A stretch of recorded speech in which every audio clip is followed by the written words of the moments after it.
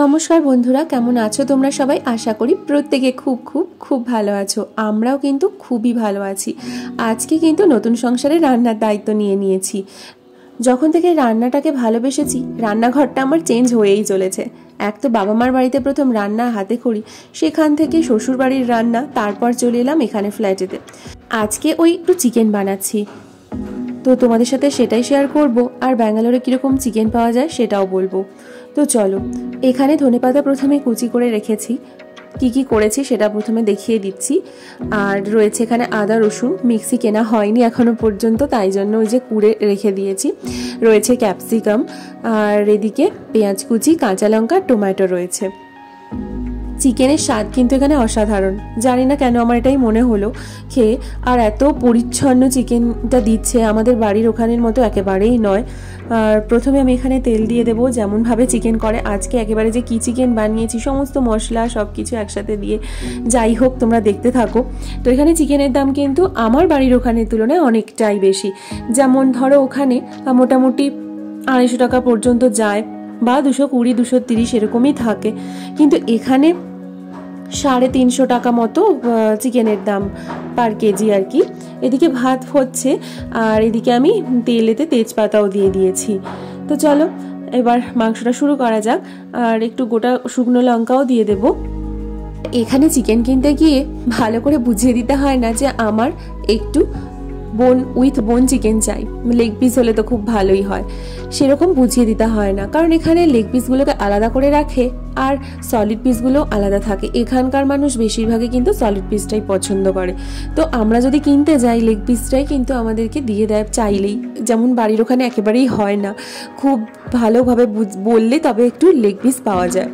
তো এদিকে পেঁয়াজটা দিয়ে দিয়েছি, ফ্রাই হতে থাকুক। এদিকে কিন্তু আমার ভাতটাও হচ্ছে। এতদিন পরে আমার একটা সাজানো গোছানো কিচেন হয়েছে, তো ভীষণ পছন্দের কিচেনটা কিন্তু আমার।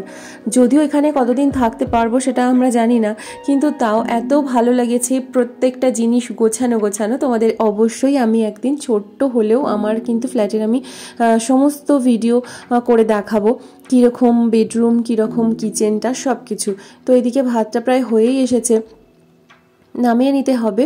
তো চলো ভাতটা দিকে নামিয়ে নেব, আর ওইদিকে চিকেনটা করা হতে থাকুক। পেঁয়াজটা এখানে ফ্রাই হয়েই গেছে, টমেটোটা তুলে দেব। আর এখানকার সবজিরও কিন্তু ভীষণ দাম।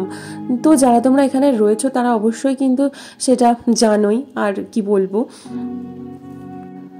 আমাদের বাড়ির ওখানে যে জিনিসপত্রের যা দাম, এখানে তার কিন্তু ডবল দাম। তো সেটা প্রথমে একটু কেমন যেন একটু লাগছে, যে অনেক অনেক মনেই হচ্ছে। তো তারপর আস্তে আস্তে আশা করছি ঠিক হয়ে যাবে। তো এখানে টমেটোটা দিয়ে দিয়েছি, টমেটোটা ফ্রাই হতে থাকুক। তো এখানে আদা রসুনের পেস্ট করতে পারিনি, কুড়ে নিয়েছি, সেটাই দিয়ে দিলাম। আস্তে আস্তে মিক্সিটাও এনে নেব, আনা হয়ে যাবে। তো চলো ভালো করে মশলাটা কষিয়ে নিচ্ছি।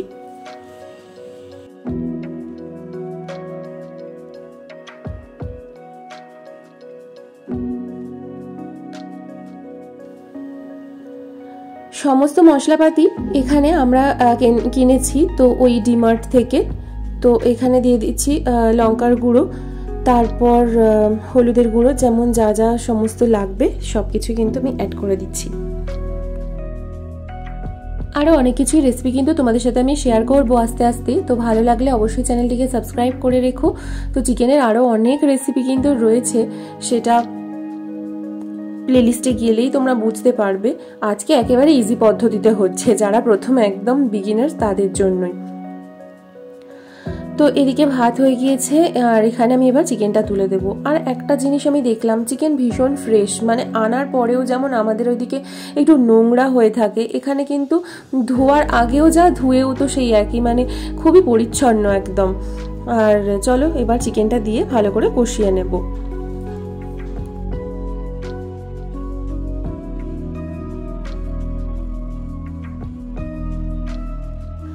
আর আজকে আমি একেবারে অন্যমনস্ক হয়ে রান্নাটা করছি, কখন যে কি দিচ্ছি না দিচ্ছি একেবারে খেয়াল থাকছে না, কিন্তু টেস্ট ভালোই হয়েছিল। যাই হোক, তো এতক্ষণ পর আমার মনে পড়েছে এই রে ক্যাপসিকামটা তো দেওয়াই হয়নি।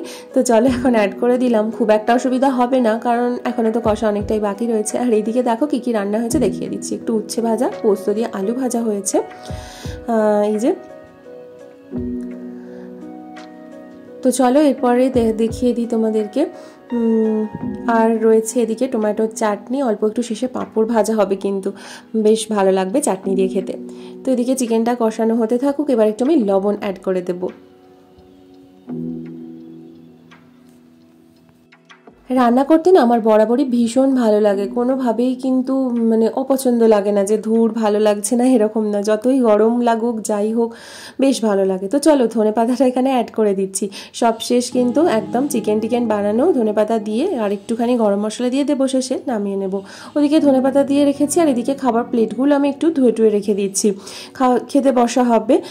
আর আমার একটা অভ্যাস রয়েছে, যেটা হচ্ছে আমার শোয়ার ঘরের থেকেও কিচেনটা পরিষ্কার পরিচ্ছন্ন রাখতে ভীষণই ভালো লাগে। কিচেন যদি নোংরা হয়ে থাকে আমার একেবারেই ভালো লাগে না, রান্না করতেই তাই আমি একটু মুছে টুছে নিই আর কি। তো চলো এগুলো সব ধোয়া টোয়া হয়ে গিয়েছে, এদিকে চিকেনও একেবারে রেডি, শেষে একটু গরম মশলা দিয়ে আমি ঢেকে দেবো, হয়ে গিয়েছে। চলো এবার খাওয়া যাক, অনেক বেলা হয়ে গিয়েছে, তো খেয়ে নেবো এবার। কেমন লাগলো আজকের ভিডিওটা আমাকে অবশ্যই কমেন্ট বক্সে জানিও। যদি ভালো লেগে থাকে তাহলে প্লিজ একটা লাইক করে দিও, আর ভিডিওটা ছেড়ে যাওয়ার আগে একটা সাবস্ক্রাইব। তাহলে টাটা, ভালো থেকো।